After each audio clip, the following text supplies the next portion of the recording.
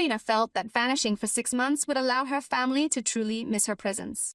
Instead, on New Year's Eve, she discovered that they had replaced her with a cousin, deleted her from social media, and told lies about her. But when her grandmother's inheritance was read, the truth exploded in front of everyone, revealing who had really abandoned whom. Make sure to subscribe to our channel so you don't miss out on real-life stories of rebirth, family justice, and silent revenge. My name is Elena Moretti. I'm 28 years old, and on January 1, 2025, I discovered that I had been erased by my own family.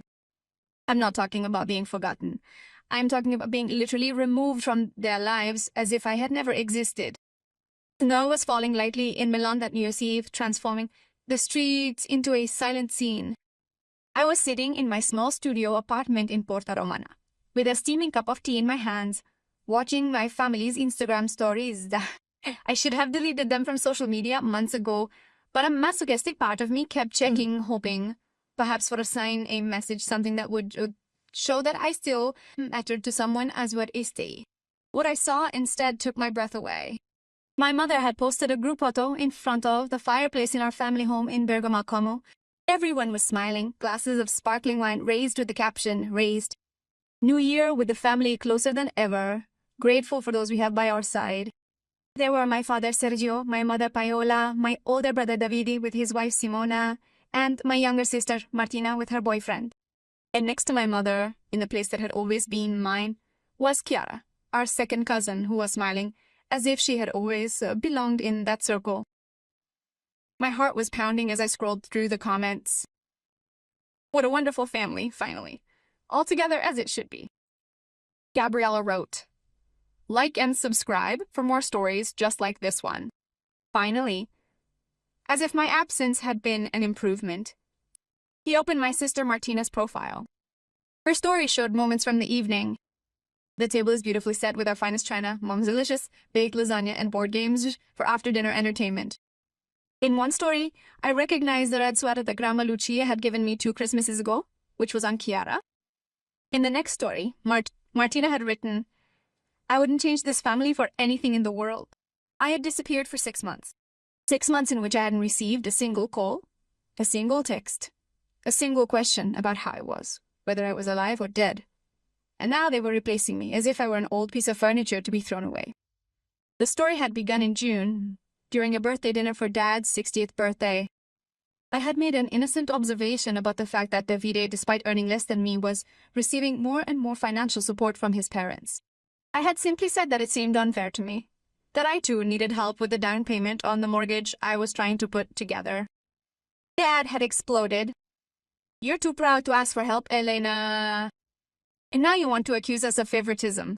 Your brother has a family to support. I am family too," I replied quietly. Mom snapped. "You're selfish, always complaining instead of being grateful." That night, tears streaming down my face, I returned to my apartment in Milan. I'd made my decision. If they considered me such an ungrateful, problematic daughter, then I would leave them alone. I would stop calling, attending the obligatory Sunday dinners, the whole effort to fit in with a family that clearly didn't want me. I'd anticipated a response. I expected that within a week or 2, perhaps even sooner, my mother, typically quite worried, would reach out. I also imagined a message from Martina, my closest sister, someone I'd always had a strong bond with. I figured. Someone eventually would notice my absence. But the silence was deafening, absolute and complete. My birthday in July passed without a single message of congratulations. In August, I posted a picture of my exciting new research project at the Politecnico, only to receive no acknowledgement whatsoever from my family. And then in September, I discovered that my sister had secretly gotten engaged, choosing not to share the news with me. In October, Uncle Marco died, and no one thought to tell me about the funeral. I had become a ghost to them, and apparently that was fine. But as I gazed at those photos of my family so incredibly united on that New Year's Eve, a part of me finally completely fractured. It wasn't pain anymore. It was anger. A cold, clear-headed anger that gave me the strength to do what I should have done months before. I have permanently deleted the profiles of all my family members from social media. I blocked their numbers and made a decision. If they wanted to pretend I didn't exist, I would satisfy them, but on my terms. The following Monday, I returned to work at the Polytechnic with a new determination. My research project in the field of renewable energy was attracting significant interest from major investors. I chose to dedicate myself entirely to that project, to construct my life independently without relying on fleeting gestures of affection from those who would never offer them. 2 months passed. 2 months in which I built real friendships with my colleagues, in which I went out with an interesting guy I met at the gym, in which I finally signed for my apartment paid for entirely, with my savings and my salary without one's help. What in 2 months in which I didn't think about my family except with a vague sense of liberation. Then, one morning in March, I received a call from an unknown number. Ms. Moretti, this is lawyer Bernardi. I am calling you regarding your grandmother Lucia's will. My heart stopped. Grandma Lucia had died, and no one had told me anything. When? When did it happen? I asked in a choked voice. 2 weeks ago. I am sorry. I thought the family had informed her. 2 weeks. She had died 2 weeks ago, and no one had thought it necessary to tell me. I felt the tears burning, but I held them back. The will be read the day after tomorrow at 3 p.m. at my office in Bergamo. Your grandmother has included very specific instructions regarding her presence. I hung up, shaking. Grandma Lucia had been the only person in that family who had always understood me, always supported me. I vividly remembered our lengthy phone conversations, her sage advice, and the way she steadfastly defended my choices when others offered criticism. The last time I had spoken to her was in May, shortly before the breakup with the family. Elena had told me, honey, don't let them make you feel small. You are worth more than they can understand. Write in the comments what you would have done, and don't forget to subscribe. On the day of the reading of the will, I dressed me carefully, featuring a blue navy trim. The hair is neatly pulled back into an elegant style, with light, flawless makeup. I wanted them to see me and understand that I was fine without them. Lawyer Bernardi's office was in a Liberty-style building in the center of Bergamo Alta. I climbed the stairs with my heart in my throat, preparing myself for the shock I would cause. When I entered the conference room, the silence was deafening. My mother dropped her bag. Dad turned pale as a sheet. David and Martina looked at each other in shock. Yara, sitting next to Mom as if she were the daughter I had always been meant to be, looked at me, confused. Elena, Mom muttered, as if she had seen a ghost. What? What are you doing here? I was invited, I replied in a firm voice, sitting on the other side of the table. By Grandma Lucia's lawyer. I guess you didn't think to tell me. We didn't know that Dad started it. That I was still alive? I interrupted him.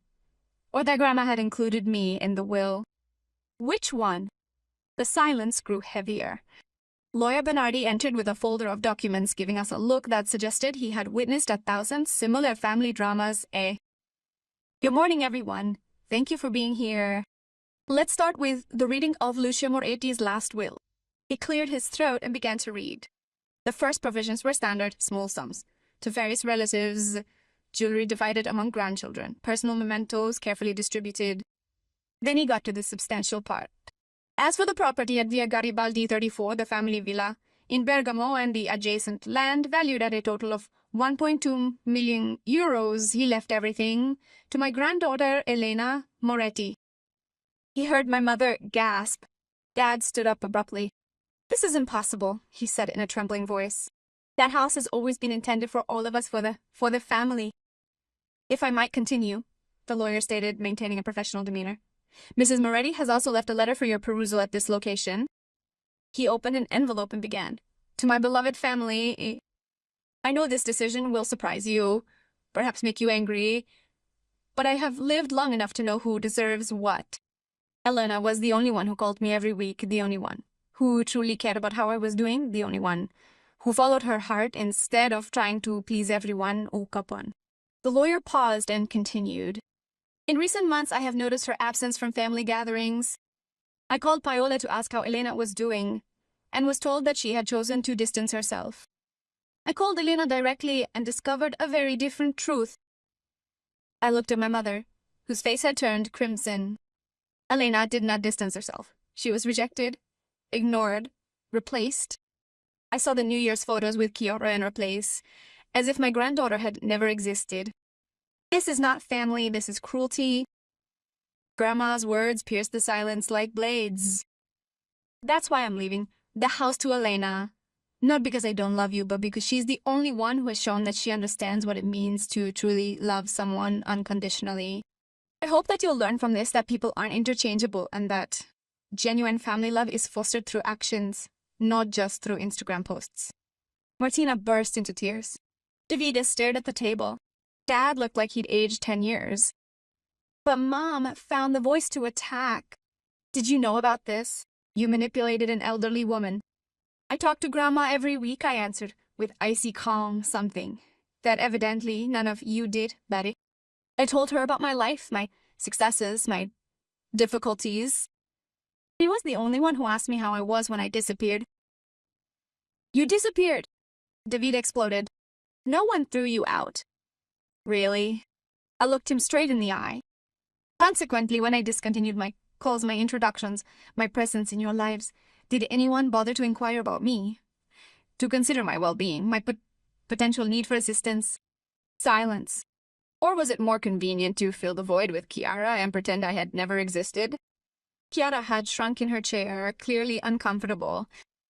Were you the one who chose to leave? Mom said in a harsh voice. You were the one who ended the call. I stopped calling, I corrected. But you stopped too.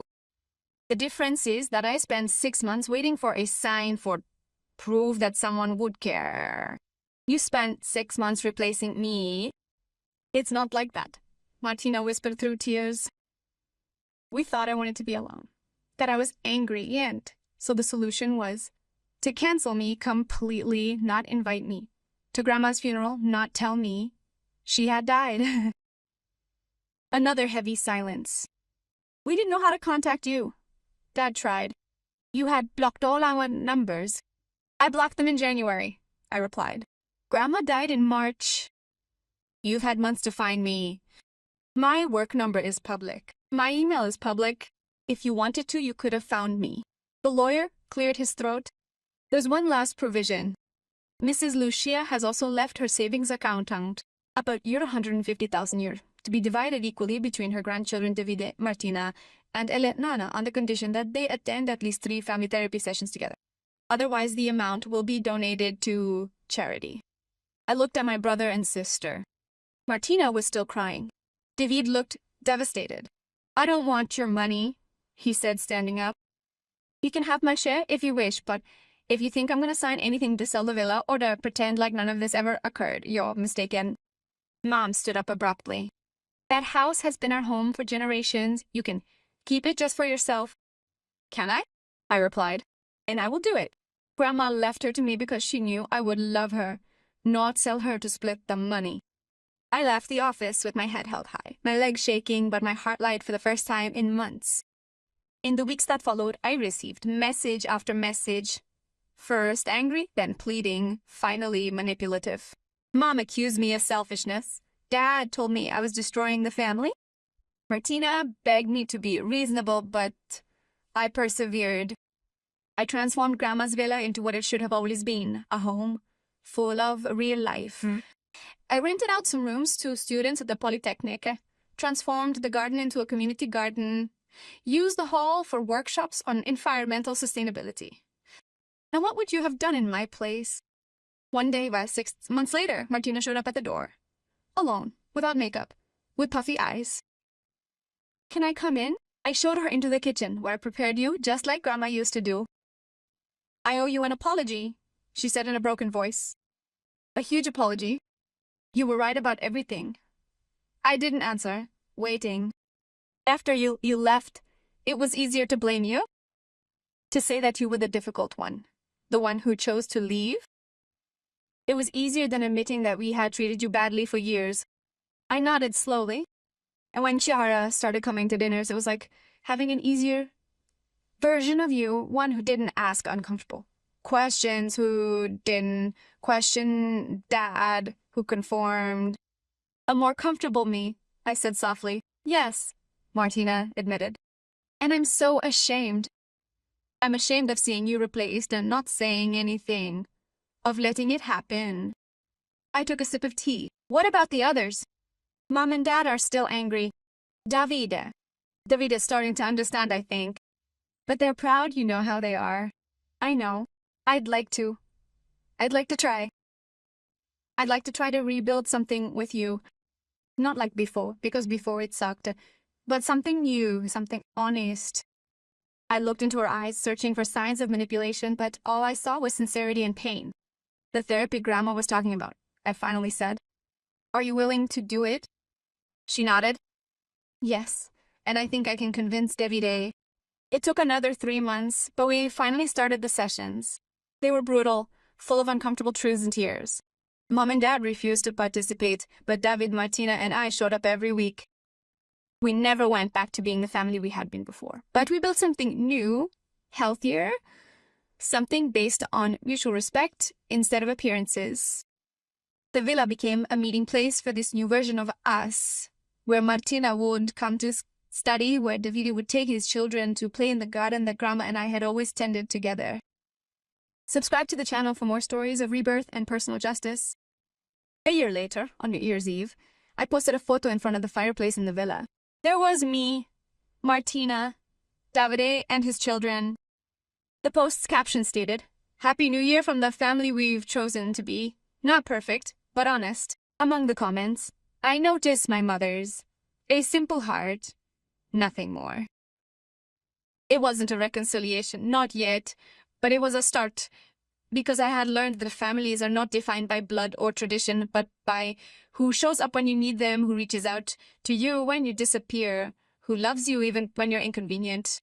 And I had learned that sometimes to find your true family, you must first have the courage to let go of the one who didn't deserve you.